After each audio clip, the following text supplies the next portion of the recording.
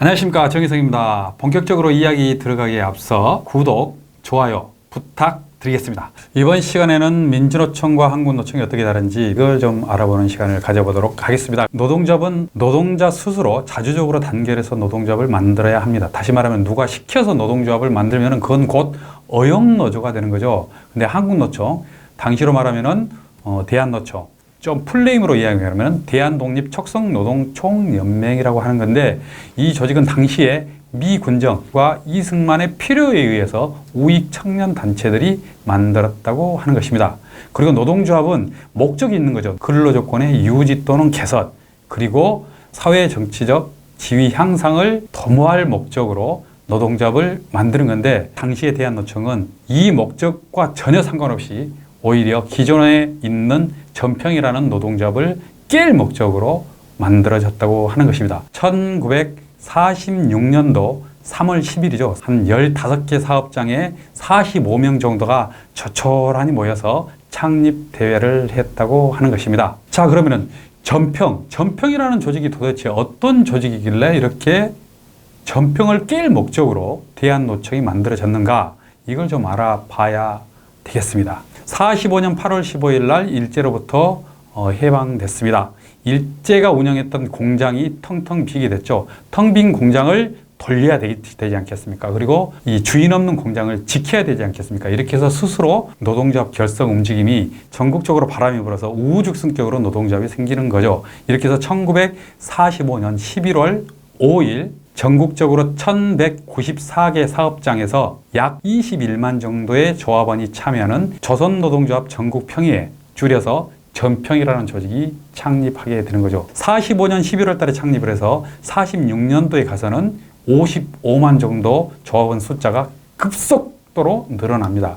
이런 걸 본다 하더라도 당시에 전체 노동계급을 대표하는 조직은 어디였다? 전평이 대표 노동조합이라고 할 수 있겠습니다. 당시 전평도 근로조건을 개선은 고사하고 유지를 시키는 것조차도 상당히 어려웠습니다. 왜냐하면 당시에 물가가 엄청나게 올라간 거죠. 그래서 일제시대 때보다 훨씬 살기가 어려워진 겁니다. 자고 일어나면은 엊그저께 100원 했던 것이 1,000원, 2,000원, 이렇게 물가 폭등이 100%, 300%까지 올라갔던 거죠. 그러다 보니까 지금 현재 받고 있는 임금으로는 도저히 먹고 살 수가 없는 것 아닙니까? 그래서 당시에 임금 인상을 해달라, 쌀을 지급해달라, 미 군정을 상대로 요구를 했다고 하는 것 아니겠습니까? 돌아오는 답변은, 인도에 있는 노동자들은 지금 거의 굶주리고 있는데 당신들은 그래도 깡냉이 죽여라도 먹고 사는데 그만하면은 다행인 줄 알아라, 이렇게 해서 요구를 묵살했다는 것 아니겠습니까? 그래서 철도 노동자들이 열받아가지고 파업을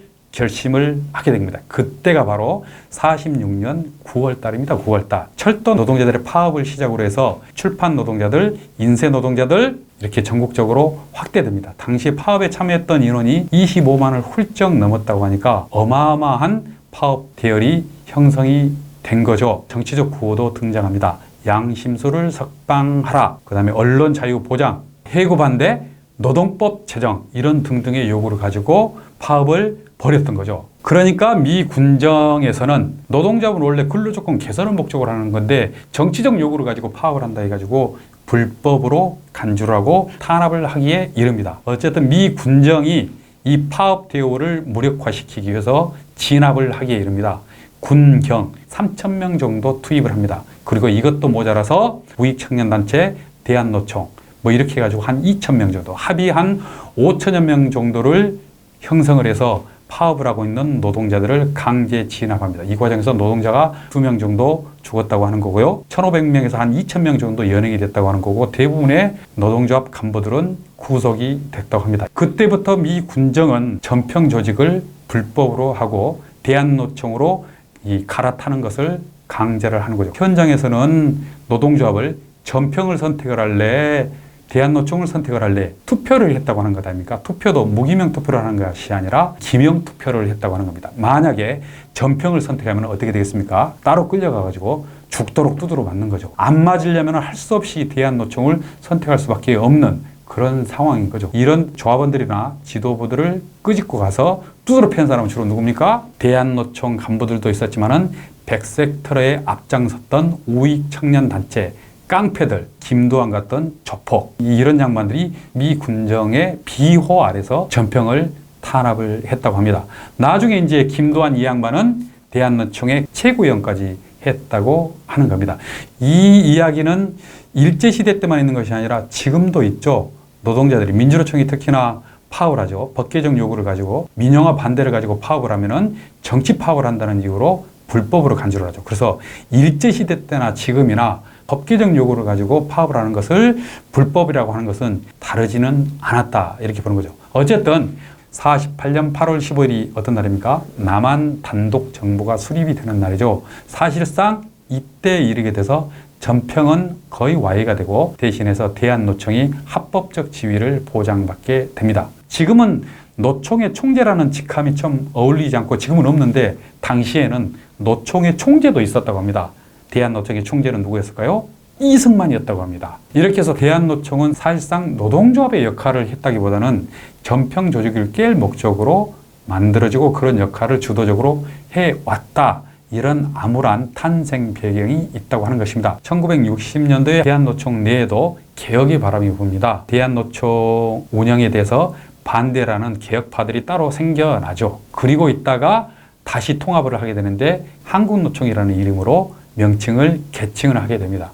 그것도 잠시 잠깐 운영이 됐다가 박정희가 쿠데타를 일으키는 것 아닙니까? 그래서 모든 정당, 단체, 심지어는 노동조합까지 다 강제 해산을 당하죠. 강제 해산을 당하고 난 다음에 1961년도에 박정희에 의해서 다시금 산별체계의 노동조합이 짠하고 탄생을 한 게 된 거죠. 그게 바로 또 지금의 한국노총이라고 할 수 있겠습니다. 자, 이렇게 해서 한국노총의 탄생 배경, 시대적 배경을 훑어봤습니다.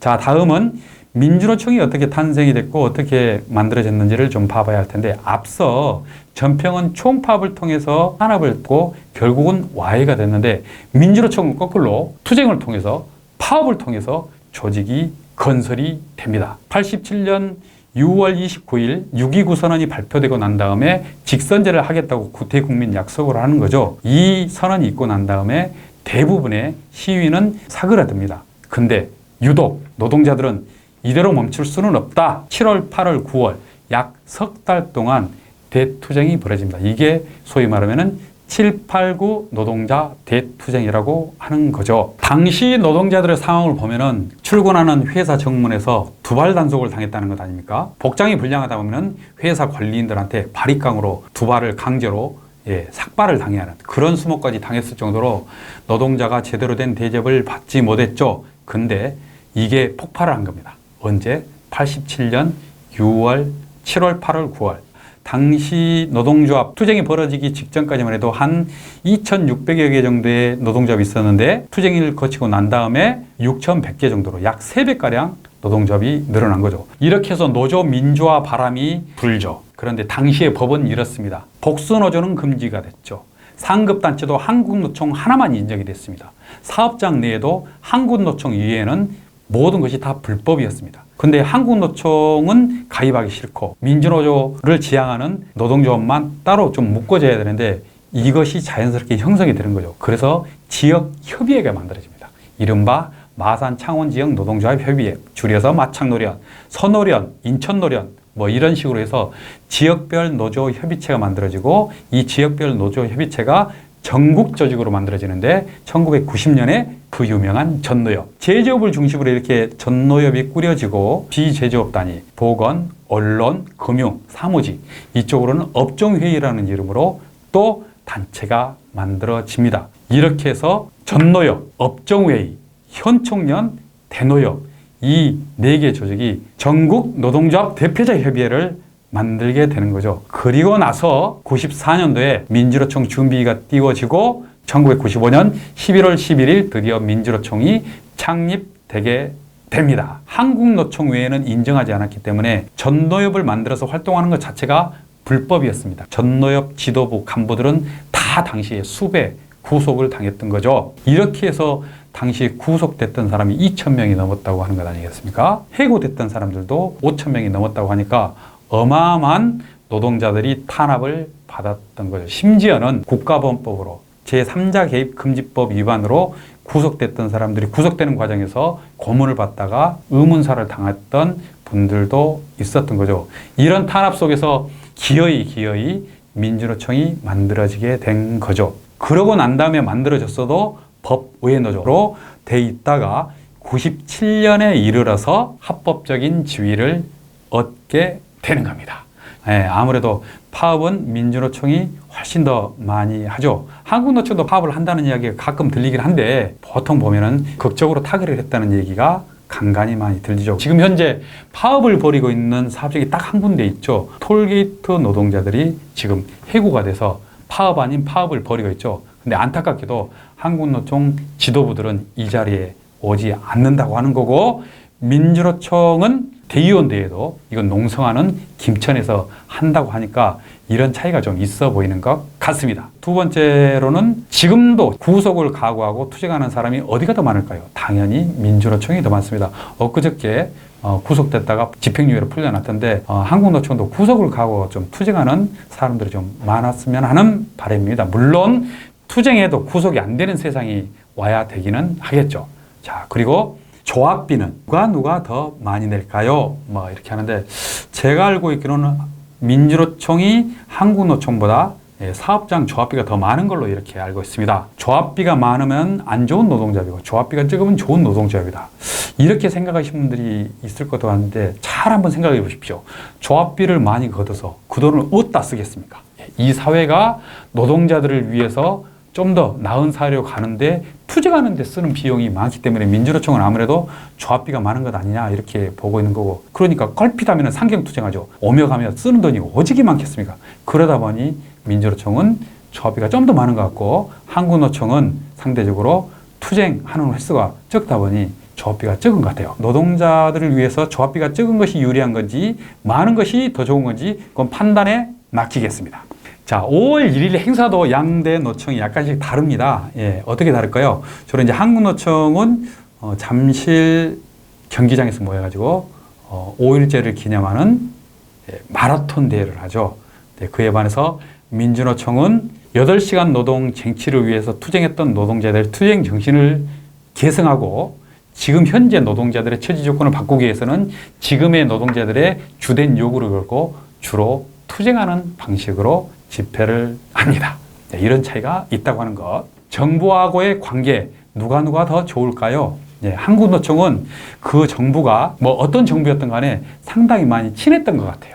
근데 상대적으로 민주노총은 정부하고 많이 안 친한 것 같아요. 노동자 대표, 사용자 대표, 정부 이렇게 3단위가 모여서 논의하는 기구가 노사정이라고 하는 건데, 지금은 이름이 바뀌었죠. 경사노위로.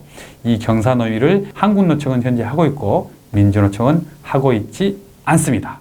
자, 이렇게 해서 다소 좀 긴 듯 하면서도 간단하게 한국노총과 민주노총의 차이에 대해서 좀 말씀을 드렸는데, 아직 노동조합에 가입을 안 하신 분들 어디를 선택해서 가입을 할 것인지 판단이 됐습니까? 저는 감히 추천을 드립니다. 투쟁을 열심히 하는 조직을 선택을 해야 된다. 노동자들의 이익을 위해서라면은 구속을 각오하고 어려움을 각오하고 투쟁을 하는 조직을 선택하는 것이 맞다. 그 조직이 어떤 조직인지는 눈치채셨죠? 자, 그럼 이상으로 정의성의 노동TV 마치겠습니다. 감사합니다.